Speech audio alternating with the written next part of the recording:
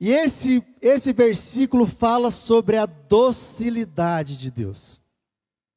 Foi um versículo que me marcou, que eu trago comigo, porque assim, senhores, Deus não precisa da sua autorização para te amar, mas Ele não invade a sua vida.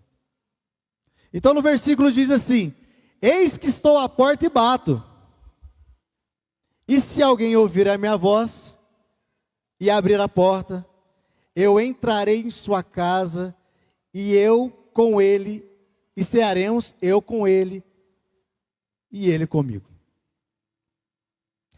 Deus não vai invadir a sua vida, mas Ele vai fazer parte dela com o seu consentimento. Para que vocês possam iniciar uma grande jornada juntos. E essa grande jornada, meus senhores, vai te obrigar a renunciar. E essa renúncia, como eu falo, por vezes ela vai doer na carne, porque Deus vai te pedir isso. Você não consegue viver uma vida de mundo e uma vida de Deus ao mesmo tempo. E essa renúncia, por vezes, vai esbarrar também em pessoas, em hábitos, em vícios. Comigo não foi diferente, senhores. O meu apelo sempre foi da carne, e eu sofro com isso até hoje. Até hoje. É batalha. Está na palavra, né? Toma tua cruz e me siga. Essa é a minha cruz. Eu fui mentorado pelo Fernando, por outras pessoas que me ensinaram a ter consciência de tudo aquilo que me travava, que me impedia, que me prejudicava.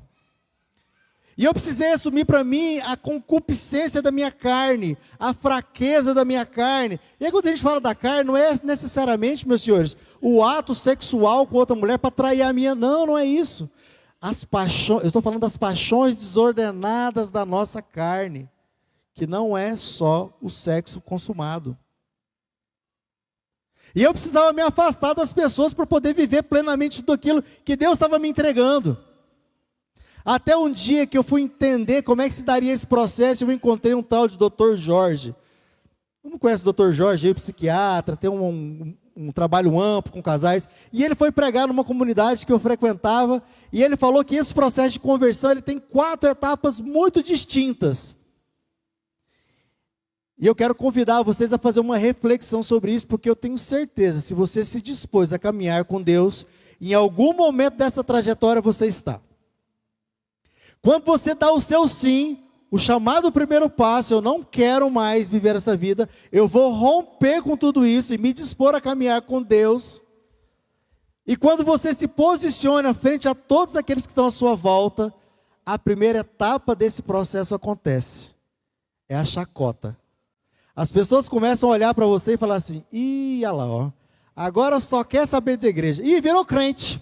Não quer saber de mais nada. Alguém está passando por essa fase aqui, senhores? Ou já passou por ela? Levanta a mão, por gentileza. É fato, não é? Quando você se dispõe a caminhar com Deus, e não dá para caminhar com Deus e caminhar com o resto do povo, que não está na mesma vibe, o povo começa a te apontar. A segunda etapa é consequência. Quando você se dispõe, você se posiciona, o que acontece? Um afastamento natural. As pessoas vão se afastar de você. Você já se posicionou. Não quero mais isso. Eu vou romper com isso na minha vida. Eu não quero mais isso. Então a segunda etapa é o afastamento que é natural. Você deles que não agregam e eles porque não podem contar mais com você. Aí começa a te bloquear de grupo. Você mesmo naturalmente sai dos grupos que não te interessam mais. Os amigos homens que estão por aqui, né? O grupo dos videozinhos pornográficos. Sim ou não? Os meninos sabem o que eu estou falando. Não estou exagerando porque aqui eu estou falando só para adulto, né? Aí você se afasta. Daí a pouco a gente entra no terceiro momento desse processo de conversão. As pessoas começam a olhar para você e entender que você tomou a decisão, que você se posicionou, fizeram chacota, se afastaram. Daí eles começam a ter uma outra posição, eles começam a te respeitar pelas suas posições.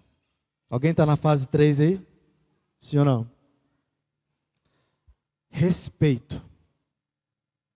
E depois de um certo tempo, as pessoas entendendo que você realmente fez a sua opção, que você se manteve firme do propósito disso, as pessoas começam a olhar a sua alegria, porque viver em Deus é alegria.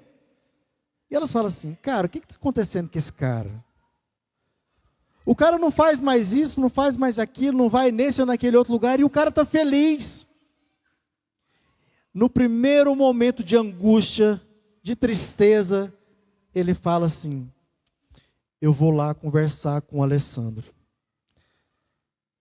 Ele está vivendo um bom momento, acho que eu quero isso para mim também. E talvez seja o momento mais nobre. Esse eu estou vivendo. É o aconselhamento. As pessoas entenderam que você fez uma opção, que você se manteve firme, que você está feliz e ela quer experimentar esse mesmo Deus que você lá atrás se propôs a viver. Tem alguém na fase 4? As pessoas começam a te procurar. Como que foi isso? Como aconteceu aquilo? Você está bem de verdade? É isso mesmo? Esse Deus é isso tudo? Ô, Evandro, é porque você não está ali, meu irmão, porque o meu sonho era fazer assim, ó, pessoal do ministério. Dá uma dedilhada para mim, meu irmão, não me deixa fora, deixa eu perder a vibe aqui, não. Deu certo. É isso, Fernando? Dá uma dedilhada para mim, meu irmão. Ei, Emerson, me ajuda. E esse é o melhor momento, senhores, a gente poder experimentar essa graça na vida da gente. O inimigo, nesse exato momento, está furioso conosco. Porque nós estamos aqui reunidos falando o nome de um certo Deus, que ele abomina. O inimigo está furioso conosco, porque nós estamos aqui nos propondo a ouvir alguém que tem experimentado esse Deus transformador.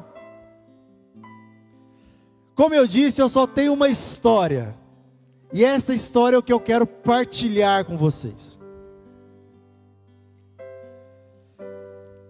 Eu me sinto muito feliz, sabe, porque assim, para quem conhece a história de Santo Agostinho, Santo Agostinho tem uma história muito, muito parecida com a minha. Aliás, a minha é parecida com a dele, né? É isso, né? Isso. A minha história parece com a dele. Porque ele foi um homem promíscuo. Ele teve um filho aos 18 anos, como eu tive. O homem entregue ao pecado, à luxúria, às orgias. Santo Agostinho. Sua mãe, Mônica, rezou durante 33 anos pela sua conversão. Essa talvez seja a obra mais importante que eu li na minha vida. Confissões de Santo Agostinho, que conta toda essa trajetória. Das orgias à santificação. Um dos livros mais belos que eu já tive a oportunidade de ler, porque fala da contemplação de Santo Agostinho por esse Deus que transformou a vida dele. Livro de cabeceira para quem está se propondo a viver uma nova vida, a renunciar à velha vida e viver o bom propósito de Deus nessa sua vida. A partir de hoje, a data é marcante. Hoje está sendo criada a comunidade guardiã do amor maior. Por quê, meus amigos? Por que é que nós não podemos nos propor a viver nessa comunidade dando um passo rumo à santidade? E é essa convocação que eu quero fazer aos senhores agora. Nós precisamos tirar da nossa vida tudo aquilo que por vezes nos tira do caminho de Deus. Porque nós seremos tentados. Tentação e provação, o capeta vai te tentar. Deus vai colocar a sua fé à prova. Aquela fé que você fala para o seu amigo ter nos momentos de angústia dele. Você precisa ter fé, meu irmão. E aí quando a coisa recai para você, não imagine que a vida será fácil. Ela será cheia de tribulações. E aí será hora de você colocar a sua fé em prática. Essa mesma fé que você fala para todo mundo ter. E é o que nos mantém aqui, meus senhores. Firmes. Quantas e quantas vezes eu entrei naquele confessionário, cheio de dor, mesmo na caminhada. e fui me confessar com os padres lá, Padre Eraso, Padre Rodrigo, confessar com o Padre Rodrigo, misericórdia, que ele já olha assim. Olha que você tenta confessar, lá vem você de novo, né? Mas quantas vezes eu ouvi assim, quantas vezes eu cheguei lá na minha partida e falei assim, Padre, misericórdia da minha alma, será que eu vou morrer assim? Meus olhos não me obedecem, meus pensamentos muito menos. E ele falou, não, você não vai mudar. Esse é o espinho na sua carne. Quando dói, você vem aqui e eu, em nome dele, te absolvo. Se eu tirar o espinho da sua carne, você vai deixar de pecar pela sua promiscuidade e vai pecar pela soberba por achar que não precisa voltar aqui. Está na palavra. Toma a sua cruz e vai. Deus não vai te dar uma cruz mais pesada do que você dá conta de carregar, até o fim da sua vida, até que chegue o momento que você possa elevar aos céus com a graça dele, num legado de cura, de libertação, de conversão, que você precisa também dividir com seus irmãos.